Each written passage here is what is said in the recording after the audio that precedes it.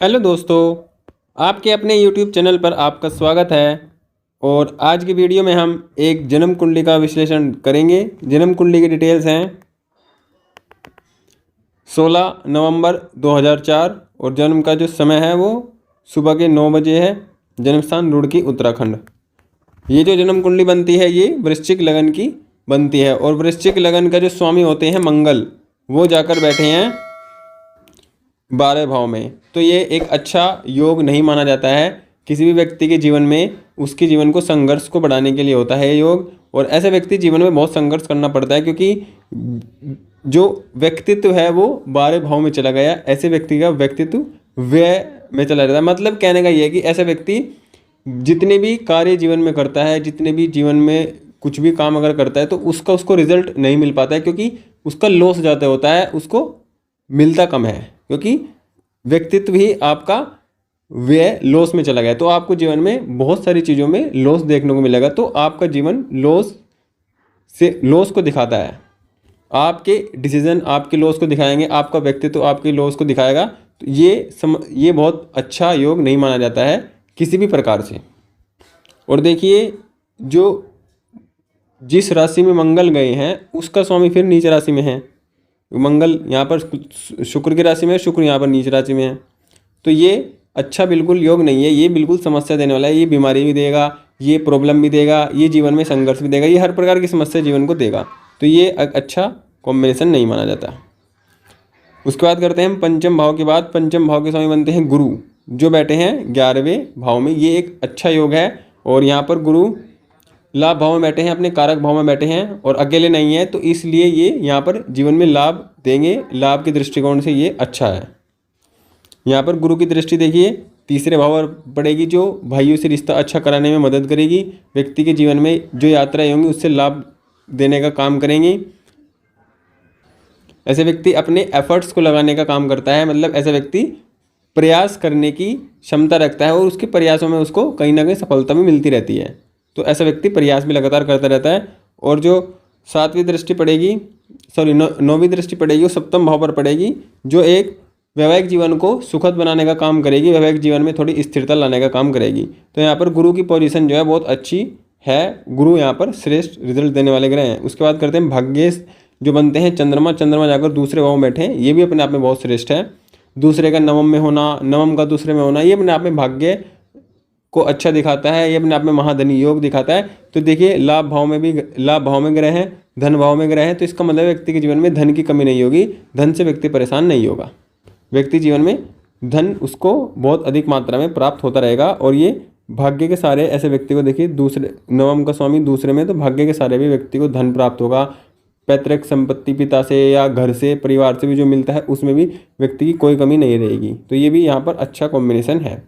देखिए, लगन में यहाँ पर सूर्य बुध का कॉम्बिनेशन, यहाँ पर ये वृश्चिक लगन में सूर्य बुध का कॉम्बिनेशन अच्छा नहीं माना जाता है क्योंकि यहाँ पर बुध बनते हैं अष्टमेश, और अष्टम भाव को स्वामी लगन में बैठेगा तो व्यक्ति के जीवन में स्वास्थ्य संबंधी समस्याएं और अचानक स्वास्थ्य संबंधी समस्याएं, स्किन की समस्याएं, नसों की समस्याएं, ये व्यक्ति के जीवन में व्यक्ति को देखने को मिलती हैं। और वृश्चिक राशि जलीय राशि है और जलीय राशि में बुध जो है वो अच्छा ग्रह, अच्छा रिजल्ट नहीं देते हैं। जलीय राशि और विशेष रूप से वृश्चिक राशि में के जो गुण धर्म है उनके अकॉर्डिंग जो बुध है वो निष्फली रहते हैं। अच्छा प्रभाव नहीं देते हैं, बुरा प्रभाव अधिक देते हैं, अच्छा प्रभाव कम देते हैं। लेकिन यहाँ पर सूर्य बैठे हुए हैं, तो सूर्य के सानिध्य में आने के पश्चात जो सूर्य है, जो बुध है, सूर्य के सानिध्य में आने के बाद बुध यहाँ पर थोड़ा बुरे प्रभाव को कम करेंगे। अच्छा प्रभाव देने की स्थिति में तो ये नहीं होते हैं इस लगन में, लेकिन बुरे प्रभाव में थोड़ी कमी लाने का काम यहाँ पर करेंगे।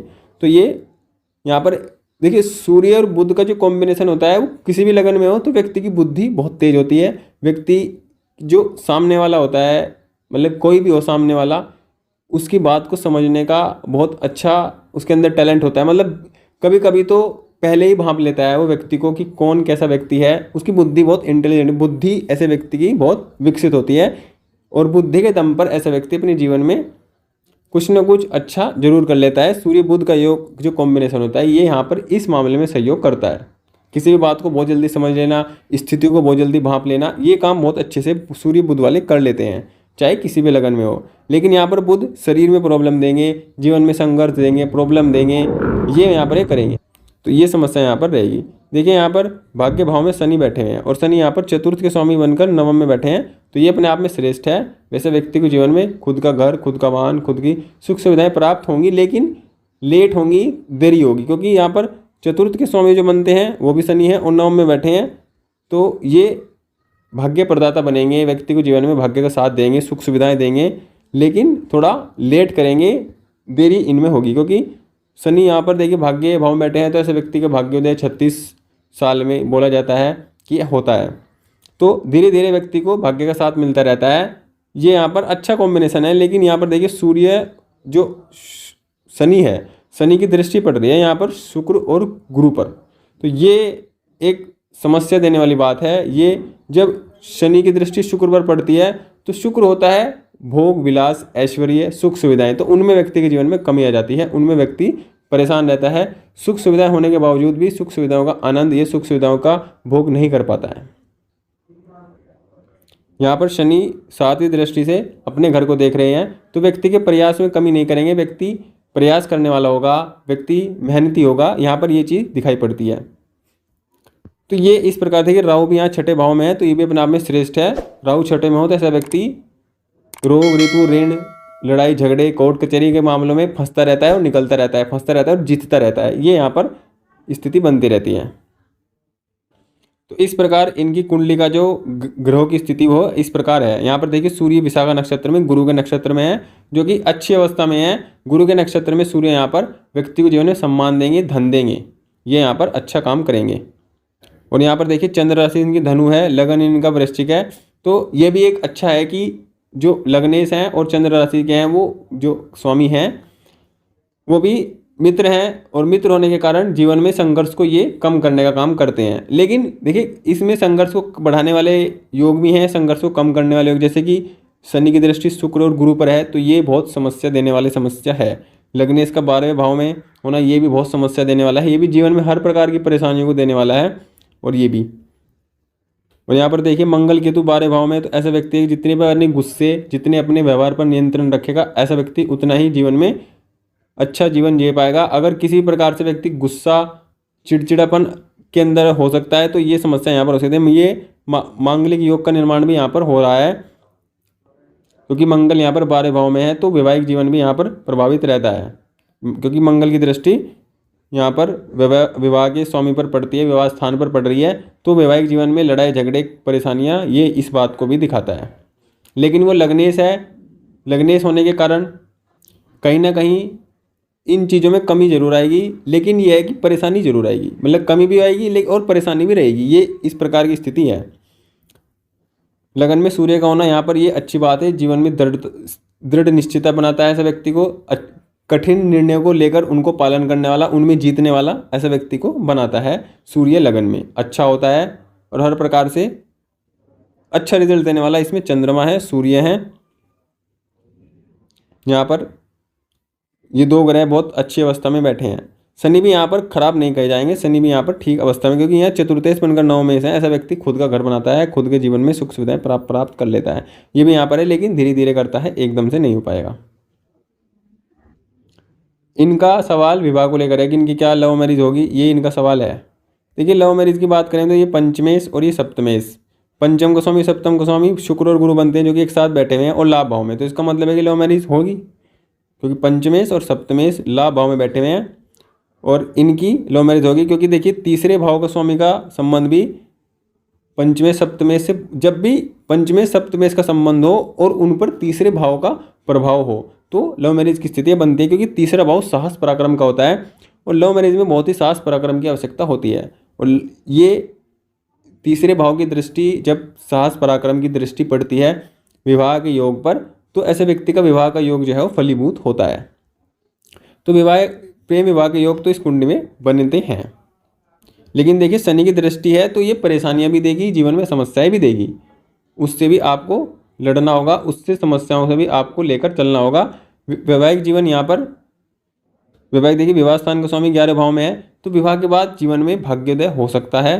विवाह के बाद जीवन में धनागमन अच्छा हो, वैवाहिक जीवन में खुशियाँ अच्छी बढ़े, वैवाहिक जीवन में सभी सुख सुविधाएं व्यक्ति को प्राप्त हों। लेकिन ये नीच राशि में है, लेकिन नीच राशि का प्रभाव यहाँ पर कम हो जाएगा, क्योंकि गुरु के साथ यहाँ पर है।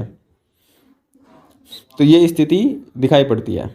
देखिए वैवाहिक जीवन यहाँ पर औसत दर्जे का है। वैवाहिक जीवन के बाद भाग्योदय है, वैवाहिक जीवन के बाद धन भी होगा, लेकिन वैवाहिक जीवन कुल मिलाकर औसत दर्जे का होगा। लव मैरिज यहाँ पर हो सकती है, लव मैरिज की स्थिति यहाँ पर बनती है और लव मैरिज होने की संभावना यहाँ पर बनती है। देखिए इनको जो वर्तमान में दशा चल रही है वो चंद्रमा में बुध की दशा चल रही है, मतलब चंद्रमा की महादशा और बुध की अंतर्दशा चल रही है और चंद्रमा इनके भाग्येश यहाँ पर बने हुए हैं। देखिए तो इतना इनको चंद्रमा की दशा चलेगी, इतना इनके जीवन में इनके अनुरूप काम होंगे, जो ये चाहेंगे उनके अनुरूप काम होते रहेंगे, जैसे इनकी इच्छा रहेगी, जैसे ये सोचते होंगे इस प्रकार इनके काम होंगे। क्योंकि चंद्रमा देखें यहाँ पर दूसरे भाव में बैठे हैं, दूसरे भाव में चंद्रमा काल पुरुष में उच्च राशि में होते हैं, तो ये भी अपने आप में श्रेष्ठ है। लेकिन ये चंद्रमा पक्ष बल से कमजोर है क्योंकि सूर्य से अगले घर में है, मानसिक तनाव को बढ़ाएंगे, मानसिक परेशानियों को बढ़ाएंगे। लेकिन यहाँ पर ये महाधनी योग का निर्माण कर रहे हैं। तो ये कि जो वर्तमान में है चंद्रमा की दशा है ये आपके लिए अच्छी है और चंद्रमा के बाद आपको मंगल की दशा आएगी, मंगल की दशा भी आपके लिए श्रेष्ठ रहेगी क्योंकि वो लग्नेश हैं, भले ही वो पीड़ित हैं, 12 भाव में हैं, समस्या है, लेकिन वो आपके लिए शुभ ही रहेगा। उसमें आपके जीवन की जो, क्योंकि देखिए जब भी व्यक्ति की अनुकूल दशा चलती है तो उसमें क्या है कि व्यक्ति के जीवन में परेशानियाँ आती रहती हैं, प्रॉब्लम आती रहती है, लेकिन जो व्यक्ति अपने जीवन में काम सोचता है, कार्य सोचता है, वो लगभग होते रहते हैं, परेशानियों के साथ साथ हो रहते हैं। और जब दशा अनुकूल ना हो, प्रतिकूल हो, तो ऐसे व्यक्ति के जीवन में परेशानी आती रहती हैं, परेशानियाँ बढ़ जाती हैं। और जो व्यक्ति कार्य सोचता है किसी भी प्रकार के, पढ़ने लिखने या विवाह के या किसी भी प्रकार का कार्य, तो वो कार्य नहीं होते हैं, उन कार्यों में बहुत समस्याएं होती है, वो ना के बराबर ही फलीभूत होते हैं। लेकिन दशा अनुकूल हो तो कार्य फलीभूत होते रहते हैं। जैसे इनकी दशा अभी भाग्येश की चल रही है तो भाग्येश की दशा यहाँ पर अच्छी मानी जाएगी और इसमें इनके जो इनकी इच्छा है कि इनकी लव मैरिज हो, तो यहाँ पर ये संभव है कि लव मैरिज यहाँ पर होने के पूरे योग बनते हैं। इस चीज़ को हम थोड़ा उसमें नवमांश कुंडली में देखते हैं। देखिए नवमांश कुंडली में हम बात करते हैं, अगर ये मंगल है और ये बुध है और मंगल ये चंद्रमा है, ये कि चंद्रमा मतलब जो पंचम भाव है, पंचम भाव के स्वामी चंद्रमा है और सप्तम भाव के स्वामी यहाँ पर बुध हैं। तो चंद्रमा और बुध का कैसा संबंध है? देखिए बुध यहाँ पर 11 भाव में है और चंद्रमा यहाँ पर सप्तम भाव में, तो इनका संबंध एक दूसरे से पंचम नवम का है। तो ये भी इस स्थिति यहाँ पर अच्छा दिखाता है कि लव मैरिज की स्थिति यहाँ पर बनती है। कोई यहाँ पर बुरा योग नहीं है, 6 8वां 6 8 12 द्वितीय द्वादश मतलब 1 12 का होना का संबंध यहाँ पर ये ठीक है कि यहाँ पर लव मैरिज की स्थिति यहाँ पर भी साफ साफ दिखाई पड़ रही है। और देखिए यहाँ पर जीवन साथी की स्थिति को यहाँ पर ही अच्छा दिखाता है। देखिए नवमांश कुंडली में सप्तम भाव में 2 शुभ ग्रह हैं, तो इसका मतलब कि वैवाहिक जीवन यहाँ पर अच्छा है। नवमांश कुंडली के अकॉर्डिंग औसत है, लगन कुंडली के अकॉर्डिंग यहाँ पर औसत वैवाहिक जीवन है, लेकिन नवमांश के अकॉर्डिंग यहाँ पर अच्छा वैवाहिक जीवन दिखाई पड़ता है। तो इसका मतलब है कि वैवाहिक जीवन अच्छा है। तो ये स्थिति यहाँ पर वैवाहिक जीवन की पड़ती है। वो देखिए दूसरे का स्वामी यहाँ पर भी केंद्र में है, लगन कुंडली में त्रिकोण में यहाँ पर केंद्र में, तो वैवाहिक जीवन भी अच्छा है। वैवाहिक जीवन की स्थिति यहाँ पर बहुत श्रेष्ठ है, बहुत अच्छी है, क्योंकि सप्तम भाव में 2 शुभ ग्रह की स्थिति है और ये खूबसूरत जीवन साथी को भी दिखाता है कि मतलब ऐसा व्यक्ति दिखने में बहुत अच्छा हो सकता है, ऐसा व्यक्ति धनी हो सकता है। तो यहाँ पर ये अच्छी स्थिति का निर्माण यहाँ पर हो रहा है। देखिए मंगल केतु के जो कॉम्बिनेशन है वो लगन में भी है, नवमांश में भी है, तो ये आपके समस्याओं को देने वाला है, क्योंकि मंगल केतु का जो कॉम्बिनेशन है व्यक्ति के अंदर इस प्रकार की स्थिति को डेवलप कर देता है कि व्यक्ति गुस्से में कुछ भी कह सकता है या गुस्से में चीज़ों को तोड़ फोड़ सकता है, फेंक सकता है। इस प्रकार का जो नियंत्रण है, इस प्रकार की जो स्थिति है वो व्यक्ति के अंदर डेवलप हो जाती है। तो फिर व्यक्ति अपने गुस्से में अपने रिश्तों, अपने आसपास के लोगों के साथ संबंधों को खराब करने का कार्य करता है। तो इस चीज़ पर आपको नियंत्रण रखना चाहिए। बाकी कुंडली नवमांश कुंडली के अकॉर्डिंग भी स्थितियाँ बहुत अच्छी हैं। तो इनका सिर्फ यही सवाल था कि इनका विवाह कैसा, वैवाहिक जीवन कैसा होगा और वैवाहिक जीवन लव मैरिज होगी या नहीं होगी, इस प्रकार की इनकी स्थिति थी। देखिए इनको चंद्रमा की दशा यहाँ पर चल रही है, तो चंद्रमा की दशा चले तो इनको एक मोती धारण यहाँ पर जरूर करना चाहिए। उपाय के तौर पर इनको एक मोती धारण जरूर करना चाहिए। और यहाँ पर देखिए इनकी कुंडली में मंगल यहाँ पर कमजोर हैं, तो मंगल के उपाय करने से अच्छा आप गुरु के उपाय कीजिए। आप विष्णु सहस्त्र नामावली का पाठ कीजिए गुरुवार को, यह आपके लिए अच्छा रहेगा। और आप red colour, yellow colour orange colour इनका ज़्यादा यूज़ करिए, ब्लैक कलर, ग्रीन कलर, विशेषतः ग्रीन कलर का तो यूज़ बहुत कम कीजिए, ना के बराबर कीजिए। और आप प्रत्येक सोमवार को शिव मंदिर जाएं और शिव जी पर जल अर्पित करें, चावल अर्पित करें, दूध अर्पित करें, सफ़ेद पुष्प अर्पित करें उससे। और लगातार करें, ऐसा नहीं कि 1-2 बार या 2-4 बार, लगातार करें, क्योंकि आपको दशा इसकी चल रही है चंद्रमा की। तो चंद्रमा की दशा जितना आपको चलेगी इतना आपको ये काम करते रहना चाहिए और आपके जीवन की स्थिति अच्छी रहेगी। तो इतना आप उपाय कीजिए। और मतलब मंगल की स्थिति आपकी अच्छी नहीं है तो आप कर सकते हैं, आपका कोई छोटा भाई हो, छोटे भाइयों को गिफ्ट दे सकते हैं मंगलवार को, या छोटे भाई से संबंध अच्छे करें तो उससे भी आपका मंगल जो है वो अच्छा होगा। तो इस प्रकार आप अपनी कुंडली की जो स्थिति उसको अच्छा बना सकते हैं। देखिए आपकी दशा अनुकूल है, कुंडली आपकी श्रेष्ठ है, अच्छी है। बाकी आप जो 1-2 उपाय करते रहिए उससे भी आपकी स्थिति अच्छी रहेंगी। तो ये इनके इतने सवाल थे और इनके सभी सवालों का जवाब इनकी कुंडली के माध्यम से दे दिया गया है। कोई और इनको सलाह देना चाहे, कुछ बताना चाहे इनकी कुंडली के अकॉर्डिंग, तो इनको कमेंट कर बता सकते हैं और आप अपनी डिटेल कमेंट में दे सकते हैं, जिससे आपकी कुंडली का एनालिसिस भी इस प्रकार हो। वीडियो अच्छी लगे तो वीडियो को लाइक करें, चैनल को सब्सक्राइब करें। Thank you.